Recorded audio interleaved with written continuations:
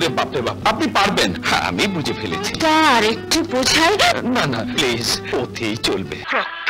না না, আপনার নয়, আমার। চাকরি পাওয়ার চেয়েও খুশি হয়েছি মাকে পেয়েছি বলে। জন্মের পর কোনোদিন মায়ের মুখ দেখিনি। সোনালী যুগের দুই নায়ক ফারুক ও জাফর ইকবালের গল্প।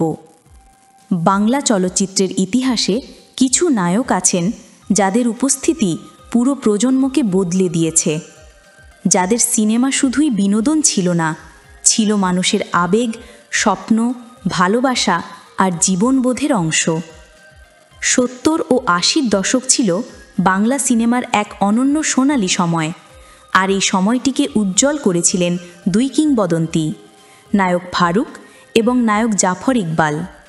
দুইজনের অভিনয়, ব্যক্তিত্ব, স্টাইল, দর্শকপ্রিয়তা সব মিলিয়ে তারা গড়েছিলেন এক অমর অধ্যায়।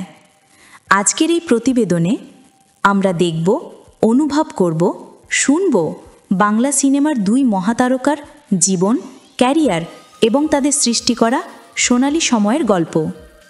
নায়ক ফারুক, মার্জিততা, দায়িত্ববোধ ও দেশপ্রেমের নায়ক। পূর্ণ নাম আকবর হোসেন পাঠান দুলু। বাংলা সিনেমার ইতিহাসে যাকে বলা হয় ভদ্রতার প্রতীক, দায়িত্ববান নায়ক এবং পর্দার দেশপ্রেমিক মুখ। ফারুক ছিলেন একাধারে অভিনেতা, প্রযোজক, ব্যবসায়ী আর পরে জাতীয় সংসদ সদস্য। কিন্তু তার আসল পরিচয়, তিনি ছিলেন একজন সত্যিকারের নায়ক। প্রথম চলচ্চিত্র জলছবি 1971, এই ছবিতেই তার উত্থান। পরিচালক এইচ আকবর। এই ছবির মাধ্যমে একজন নতুন নায়কের আগমন ঘটল, যিনি খুব দ্রুতই দর্শকের হৃদয়ে জায়গা করে নেন।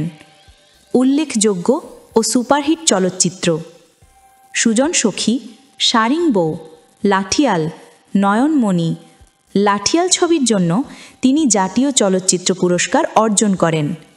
ফারুকের অভিনয়ের বৈশিষ্ট্য: চোখে দৃঢ় দৃষ্টি, সরল ও মার্জিত আচরণ, সংলাপ বলার ভিন্ন ধরন, দেশপ্রেমিক চরিত্রে প্রাণদান, আবেগ ও দায়িত্ববোধের মিশেল। ফারুকের অভিনয় ছিল শান্ত, শক্তিশালী এবং বাস্তবসম্মত। তিনি ছিলেন সেই নায়ক যাকে দেখলে মনে হতো এই চরিত্র সত্যিই বাঁচে, শ্বাস নেয়, ভালোবাসে। কোন বাড়ির পোলা তুই? দুনিয়া ভাই, এই বড় শিক্ষা পোলা কোন বাড়ি জিগাও কেন? এই সত্য জিগায় বুড়া মানছে। ওই দৃঢ় চোখ, ওই শান্ত অভিনয় বাংলা চলচ্চিত্রে ফারুক ছাড়া আর কারোর মধ্যে দেখা যায়নি। তিনি ছিলেন এমন নায়ক যিনি পর্দায় আসলেই ন্যায়, সততা আর মর্যাদার প্রতীক হয়ে উঠতেন। মুক্তিযুদ্ধ ভিত্তিক ও সামাজিক গল্পে সাহসী কাজ, শিল্পী সমিতি ও চলচ্চিত্র উন্নয়নে পর্দার বাইরে কাজ, নতুন প্রজন্মকে উৎসাহ দেওয়া, সিনেমাকে পারিবারিক বিনোদনের জগতে ফিরিয়ে আনতে ভূমিকা। ফারুক ছিলেন শুধু একজন নায়ক নয়, তিনি ছিলেন বাংলা সিনেমার স্ট্যান্ডার্ড সেট করা একটি প্রতিষ্ঠান। বয়স কত? 1.5 কুড়ি না 2 কুড়ি? এই, আমার এত বয়স ওকে? তাইলে আপনার বয়স কত?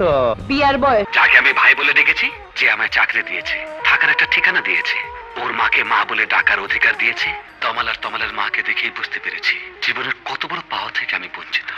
নায়ক জাফর ইকবাল, স্টাইল, উচ্ছ্বাস ও তরুণদের হৃদয়ের নায়ক। জাফর ইকবাল বাংলার ইতিহাসে যাকে বলা হয় তরুণদের আইকন, রোমান্টিকতার কিংবদন্তি এবং ফ্যাশন সেন্সেশন। জাফর ইকবাল ছিলেন শুধু একজন অভিনেতা নয়, তিনি ছিলেন সঙ্গীত শিল্পী, গিটারিস্ট, সুদর্শন নায়ক এবং অসাধারণ পারফর্মার। বাংলা চলচ্চিত্রের স্টাইলিশ নায়কদের অন্যতম জাফর ইকবাল। তিনি চিরসবুজ নায়ক হিসেবে পরিচিত। শহুরে রোমান্টিক ও রাগী তরুণের ভূমিকায় দারুণ মানালেও সব ধরনের চরিত্র ছিল তার স্বচ্ছন্দ বিচরণ। অভিনয়ের পাশাপাশি চমৎকার গান গাইতে পারা এই অভিনেতা বেশ কয়েকটি ছবিতে গায়ক চরিত্র অভিনয় করেছেন। তার অভিনীত প্রথম ছবির নাম আপন পর। এই ছবিতে তার বিপরীত অভিনয় করেন কবরী। জাফর ইকবালের সাথে অভিনেত্রী ববিতা জুটি হয়ে প্রায় 30টির মতো ছবি করেন। সব মিলিয়ে তিনি প্রায় 150টি ছবি করেন। এরপরে তিনি হয়ে ওঠেন দর্শকের আদর্শ রোমান্টিক তারকা। উল্লেখযোগ্য ও সুপারহিট চলচ্চিত্র মাস্তান, নয়নের আলো, অবুঝ হৃদয়, ভাই বন্ধু, চোরের বউ, অবদান, সাধারণ মেয়ে, একই অঙ্গে এত রূপ, ফকির মজনু শাহ, বেদিন। কি হয়েছে নীলা? কিছু না, দুঃস্বপ্ন দেখেছো? কিছু না, আপনি যান, আমার কোনো অসুবিধা নেই, আপনি যান। তিনি ছিলেন এমন নায়ক যার সিনেমায় দর্শক বারবার ফিরতেন, তার হাসি দেখতে, তার গান শুনতে, তার স্টাইল উপভোগ করতে। জাফর ইকবালের স্টাইল, লম্বা চুলের ফ্যাশন, গিটার হাতে রকস্টার লুক, মিষ্টি হাসি, রোমান্টিক দৃষ্টি, অনন্য পোশাক, স্ক্রিনে তরুণদের প্রতিনিধিত্ব। তার উপস্থিতি ছিল এক ধরনের ম্যাজিক যা আজও দর্শকদের মনে নস্টালজিয়ার ঢেউ তোলে। জাফর ইকবালের হাসি ছিল সেই সময় তরুণদের স্বপ্ন। গিটার হাতে তার উপস্থিতি দেখলে মনে হতো সিনেমার ভিতর যেন এক রকস্টার জন্ম নিল। ইন্ডাস্ট্রিতে অবদান, বাংলা সিনেমায় যুব প্রজন্মের চরিত্রকে নতুনভাবে উপস্থাপন, সঙ্গীতশিল্পী হিসেবে সিনেমার গানকে জনপ্রিয় করা, রোমান্টিক নায়কের সংজ্ঞাকে আধুনিক করা, তরুণ দর্শককে হলমুখী করা। তিনি বাংলা সিনেমায় গড়ে তুলেছিলেন এক পপ কালচার যা আজও ফ্যাশন ও গানের মাঝ দিয়ে টিকে আছে।